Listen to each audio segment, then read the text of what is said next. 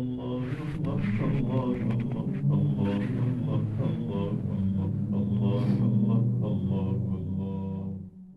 اللہ الرحمن الرحیم نحمده ونصلی علی رسولہ الکریم اما بعد. دوستو، جیسا کل وہ روایت ذکر کی تھی کہ من لم يدع قول الزور والعمل به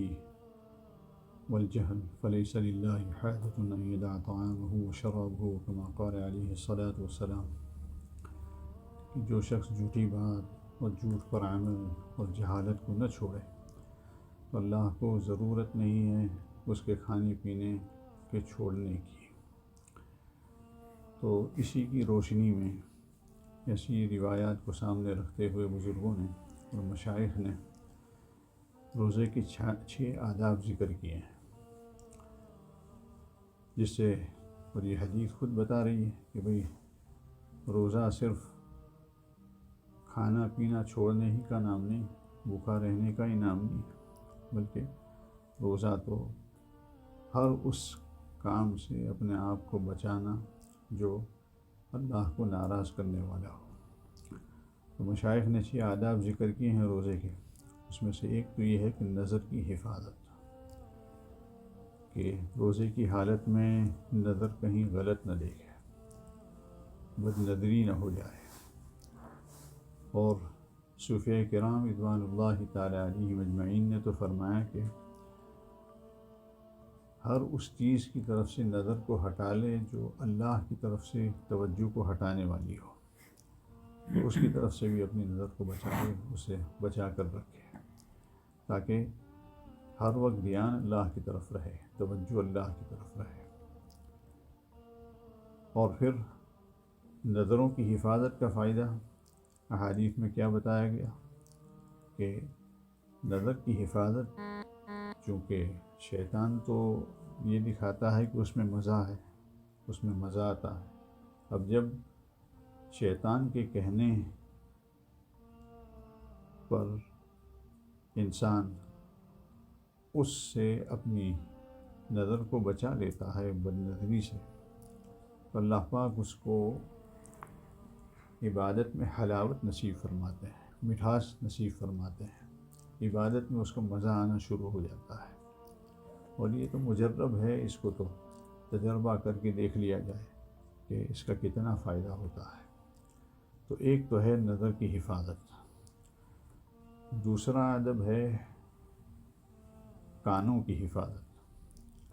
کہ کان بھی کوئی غلط بات سننے نہ پائے.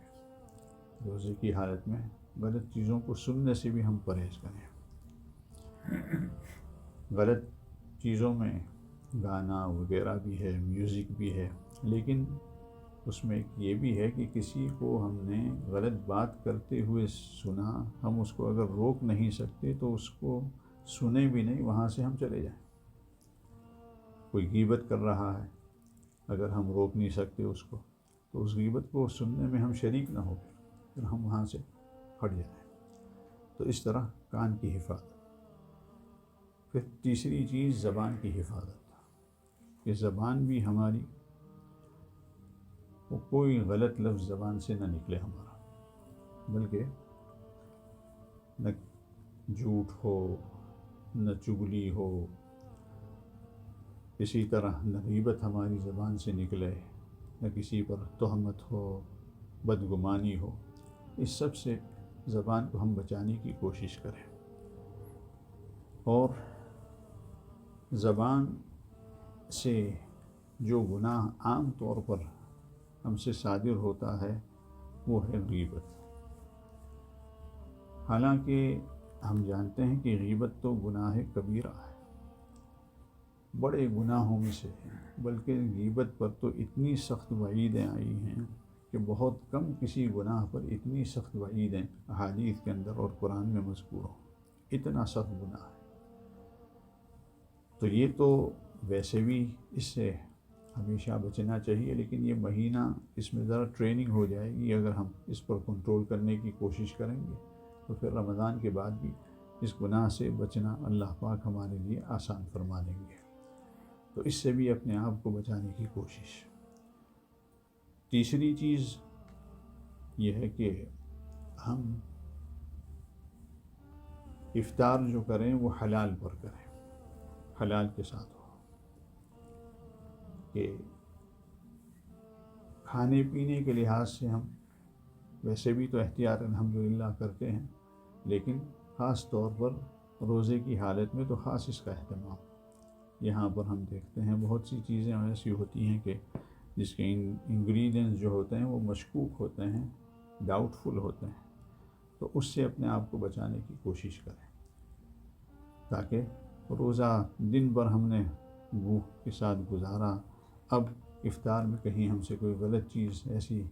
پیٹ میں نہ چلی جائے کہ جو مشکوک ہو، شک والی ہو، شبہ والی ہو۔ تو حلال پر افطار۔ اور پانچویں چیز ہے، اور حلال پر افطار میں ایک بات یہ بھی ہے کہ بھئی بقدر ضرورت کھایا جائے، ورنہ ہمارے یہاں تو کہتے ہیں کہ بھئی شہری میں حفظ ما تقدم یہ ملحوظ ہوتا ہے کہ بھئی آگے جو بھوکا رہنا ہے، ناشتہ چھوٹ جائے گا، دوپہر کا کھانا چھوٹ جائے گا، تو سحری میں اتنا کھا لو کہ بھئی اس کی کسر پوری ہو جائے، اور افطار میں تلافی ما فات، کہ بھئی پیچھے جو رہ گیا دن بھر، جو عام طور پر کھانے کا معمول تھا، ٹی ٹائم تھی اور یہ، تو اب افطار میں اس کی کسر پوری کرو۔ تو اس کو پھر ضرورت سے زیادہ کھانے کا نتیجہ یہ ہوتا ہے کہ سستی اور غفلت پیدا ہوتی ہے، اور اس مہینے میں تو ہمیں اس سے تو اپنے آپ کو بچانا ہے، سستی سے، غفلت سے۔ اس لیے حلال کے ساتھ افطار بھی ہو، اور بقدر قناعت ہو، بقدر ضرورت ہو۔ اور پانچویں چیز، باقی سب اعضاء جو ہیں ان کو بھی غلط استعمال سے بچانا، ہاتھ کو، پیر کو، دل و دماغ کو غلط چیزوں سے بچانا۔ اور یہ سب چیزیں تو ایسی ہے کہ قرآن میں کیا فرمایا گیا کہ ان السمع والبصر والفؤاد كل اولئک کان عنہ مسئولا۔ کان ہے، آنکھ ہے، دل ہے، اس سب کے متعلق کل قیامت کے دن سوال ہوگا، پوچھا جائے گا کہ اس کا استعمال کہیں غلط تو نہیں کیا تھا۔ تو دل میں بھی ہم اللہ کو ہی بٹھانے کی کوشش کریں، اللہ کی محبت کو، اللہ کے رسول صلی اللہ علیہ وسلم کی محبت کو، اور غلط کوئی چیز ہمارے دل میں بسنے نہ پائے، اس کے ہم ہمیشہ اس کا خیال رکھیں۔ اور یہ غلط چیزیں جو ہوتی ہیں انسان کو کبھی یہ دل کے اندر جو محبتیں ہوتی ہے وہ غلط چیز کی طرف لے جاتی ہے۔ بزرگوں کے یہاں اس کا کتنا خیال تھا، کتنا اہتمام تھا۔ صوفیہ کرام میں سے ایک مشہور صوفی گزرے ہیں منصور حلاج رحمۃ اللہ علیہ، ان پر ایک حال طاری تھا، بس یہی کہتے جاتے تھے لا الہ لا الہ لا الہ، اس کا مطلب تو یہ ہوا کہ کوئی معبود نہیں ہے۔ اب لوگ ان سے کہتے ہیں بھئی الا اللہ بھی کہو ساتھ میں، لیکن بس وہ لا الہ لا الہ لا الہ۔ اب مفتیوں کے پاس ان کی شکایت ہوئی اور ان کے کفر کا فتویٰ جاری ہوا، قاضی کے پاس شکایت پہنچی تو ان کو قتل کرنے کا فیصلہ، اس لیے کہ جو دین چھوڑ دے، دین کو بدل دے، اس کی سزا تو ہوئی ہے۔ تو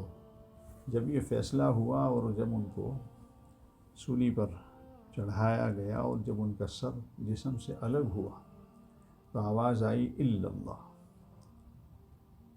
مطلب یہ تھا کہ وہ یہ کہنا چاہ رہے تھے کہ جب دنیا کی محبت اور چیزوں کی محبت دل میں بسی ہوئی ہے، اور وہ جو تقاضا اور ڈیمانڈ کرتی ہیں وہ محبتیں اس کو میں مان لیتا ہوں، تو پھر میں کیسے یہ کلیم کروں کہ اللہ کے سوا کوئی معبود نہیں، جب بہت سے معبود دنیا کے میں نے دل میں بٹھائے ہوئے ہیں۔ لیکن جب گردن الگ ہوئی تو آواز آیا الا اللہ، کہ ہاں اب میں کہہ سکتا ہوں کہ اللہ کے سوا کوئی معبود نہیں، اب تو کوئی اور یہ چیزیں ہے ہی نہیں سامنے کہ جن کو اللہ کو چھوڑ کر ان کی اطاعت کی جائے۔ تو یہ بزرگوں کے ہاں کتنا ان چیزوں کا اہتمام تھا، ان چیزوں کا خیال رکھا جاتا تھا کہ دل پر ہمیشہ نظر رہتی تھی کہ کہیں اس میں کوئی ایسی چیز تو نہیں ہے کہ جو ہمیں اللہ کی دھیان سے، اللہ کی طرف سے ہمارے دھیان کو پھیر دے۔ اور چھٹی چیز یہ ہے کہ مقبولیت کا خیال ہمیشہ، کہ روزہ تو ہم نے رکھ لیا، اب یہ قبول ہوگا کہ نہیں ہوا، مجھ سے کوئی ایسا کام تو نہیں ہو گیا جس سے میرا روزہ انویلڈ ہو گیا ہو اور وہ مردود ہو گیا ہو۔ تو اس کا ہمیشہ خیال رہے، عمل کر کے اللہ سے اس کو قبول کروانا، اس کا ہمیشہ خیال رہے۔ ہمیشہ ویسے ہونا چاہیے، رمضان میں روزے کی حالت میں تو ہے ہی، لیکن اور ہمیشہ بھی اس کا خیال رہنا چاہیے کہ بھئی عمل کر کے پھر اس کو قبول کروانے کے لیے بھی کوشش اور دعا اللہ سے کرنی چاہیے کہ اللہ پاک قبول فرما لے۔ تو روزے میں بھی یہی ہے کہ روزہ تو رکھ لیا دن بھر، لیکن ہم یہ خیال رکھیں کہ بھئی اس میں قبولیت کی صفت پیدا ہوئی ہے یا نہیں۔ کوئی کام، کوئی سوچ ایسی تو ہمارے اندر نہیں دن بھر رہی کہ جس کی وجہ سے ہمارا روزہ جو ہے وہ مقبول نہ ہو۔ تو یہ بھی فکر ہمیشہ رہے۔ اگر ان آداب کی ہم رعایت کے ساتھ روزہ رکھیں گے، اللہ کی ذات سے امید ہے کہ اللہ پاک ضرور قبول فرما لیں گے۔ اس لیے کہ جب اللہ کے نبی علیہ الصلاۃ والسلام نے فرما دیا کہ بھی ان چیزوں سے بچنا ضروری ہے، اللہ کو اس کی ضرورت نہیں کہ انسان ویسے ہی بھوکا رہے اور باقی جو نہ کرنے کے کام وہ بھی کرتا رہے، نہیں۔ تو اس لیے ہم بھی کوشش کریں کہ بھئی یہ چیزیں، اور ان چیزوں کی رمضان میں اگر ہم نے پریکٹس کر لی روزے کو بچانے کے لیے، روزوں کو محفوظ کرنے کے لیے، تو اللہ کی ذات سے امید ہے کہ رمضان کے بعد بھی پھر ہمیں اس کا خیال رہے گا، پریکٹس ہو جائے گی رمضان میں، اور ہمیشہ کے لیے پھر اس کا فائدہ ہم اپنی زندگی میں دیکھیں گے کہ ہر غلط کام سے پھر ہمیں اس کی طرف اگر نظر بڑھے گی یا ہاتھ قدم پیر بڑھیں گے تو فوراً ہمیں تنبہ ہو جائے گا اور خیال آ جائے گا کہ نہیں یہ تو غلط ہے، یہ تو میرے اللہ کو ناراض کرنے والی چیز ہے۔ تو اس کی برکت سے پھر جو عمل ہم کریں گے انشاءاللہ تعالی وہ سب محفوظ ہو جائیں گے، اور کل قیامت کے دن ہم ان تمام اعمال کو اپنے مرتے وقت یہ تمام اعمال اپنے ساتھ لے کر جائیں گے۔ اس لیے کہ عمل کر لینا آسان، لیکن اس کی حفاظت یہ مشکل ہے، اور عمل کو محفوظ کر کے اللہ کے پاس لے جانا ہے۔ اس لیے کہ اللہ نے کیا فرمایا، من جاء بالحسنۃ فلہ عشر امثالھا، جو ایک نیکی لے کر آئے گا تو اس کو اس کے بدلے میں 10 دیا جائے گا۔ لیکن وہاں کیا ہے، یہ نہیں کہ جو کر لے گا بلکہ جو لے کر آئے گا، من جاء بالحسنۃ، جو نیکی لے کر آئے گا۔ تو یہ جو بھی عمل ہم کرتے ہیں ان سب کی حفاظت کا بھی ہمیشہ خیال رہے تاکہ ان اعمال کو ہم لے کر جائیں، ورنہ وہ حدیث تو مشہور ہے کہ جس میں ہے کہ ایک شخص بہت سی نیکیاں لے کر آئے گا کل قیامت کے دن،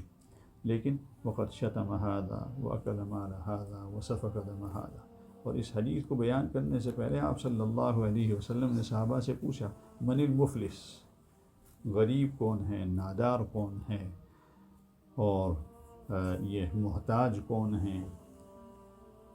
تو صحابہ نے فرمایا جیسے عام طور پر کہ بھئی من لا دینار لہ ولا درہم، جس کے پاس دینار اور درہم نہ ہو وہ غریب ہے، وہ محتاج ہے، وہ فقیر ہو، وہ پور ہے۔ آپ صلی اللہ علیہ وسلم فرمایا نہیں، میری امت کا مفلس تو وہ ہے جو قیامت کے دن بہت سی نیکیاں لے کر آئے گا، لیکن وقد شتم ھذا واکل مال ھذا وسفک دم ھذا، کہ کسی کو برا بلا کہہ دیا تھا، کسی کا مال ناحق لے لیا تھا، کسی پر زیادتی کر دی تھی، تو وہ سب مطالبہ کرنے والے صف میں کھڑے ہوں گے، اس لیے کہ قیامت کے دن تو انصاف کریں گے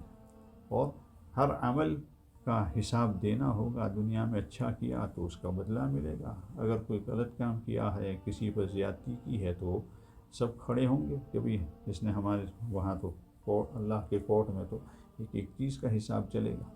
اور آخرت میں کوئی ہمیں معاف نہیں کرے گا، کوئی معاف نہیں کرے، اس لیے کہ سب کو نیکیوں کی ضرورت، ایک نیکی دینے کے لیے کوئی تیار نہیں ہوگا، بلکہ وہ نیکیوں کی چاہ رہے ہوں کہ بھئی کہیں اور سے مل جائے ہمیں نیکیاں، تو سب کھڑے ہوں گے صف میں اور ایک ایک کر کے آئیں گے، جس نے مجھے یوں کہہ دیا تھا چلو اس کی نیکی میں سے لے جاؤ، اس لیے کہ وہاں کی کرنسی نیکی اور بدی ہے، وہاں تو پیسے تو نہیں چلیں گے، تو کہا جائے گا اب اس کی نیکی میں سے لے جاؤ۔ دوسرا آئے گا اس نے مجھ پر زیادتی کی تھی، بس لے جاؤ اس کی نیکی میں سے۔ اس طرح ایک ایک کر کے آئیں گے، اور اس کی جو نیکیاں جو بہت سی لے کر گیا تھا وہ سب ختم ہو جائیں گی۔ اب اس کے بعد اور لوگ کھڑے ہیں، وہ بھی مطالبہ کر رہے ہیں، اب کیا حساب، اب اس کے پاس تو کچھ نیکی ہے نہیں دینے کے لیے، تو کہا جائے گا کہ اپنے گناہ اس پر ڈال کے دو۔ صلی اللہ علیہ وسلم نے فرمایا کہ بہت نیکیاں لے کر وہ آیا، لیکن دوسروں کے گناہوں کا بوجھ لے کر جہنم میں جائے گا۔ اس لیے اللہ پاک ہماری حفاظت فرمائے۔ اس لیے اس مہینے میں ہم اس کی خوب مشق کر لیں کہ ہم کیسے اپنے اعمال کی حفاظت کرنے والے بن جائیں۔ اللہ پاک ہمیں اس کا ہمیشہ اہتمام کرنے کی توفیق نصیب فرمائے، اور اللہ پاک ہمارے روزوں میں بھی قبولیت کی صفات پیدا فرما دے۔